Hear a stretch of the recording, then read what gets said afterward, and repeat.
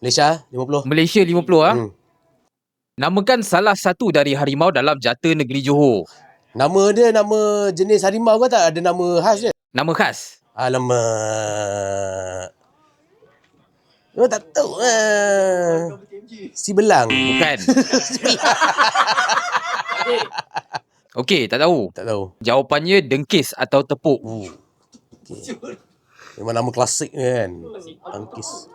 Okeylah, bagilah sejarah 20. Okey. Bandar apakah yang merupakan ibu kota Empire Byzantium? Oh. Start dengan huruf C. Si.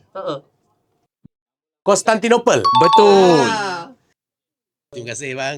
Kita ada satu soalan khas sempena kerjasama teka trivia dengan Liga FC. bernilai RM20.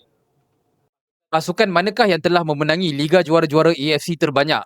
Liga juara-juara? AFC. AFC paling banyak. Ya. Aduh, aku research ni benda ni masuk buat soalan ni tu. Negara Arab apa? Kelab Arab. Al apa? Hilal. Al-Hilal betul. 20 Malaysia lah. 20 Malaysia ah. Ke 50 sejarah? Malaysia. 20 Malaysia, 20 Malaysia.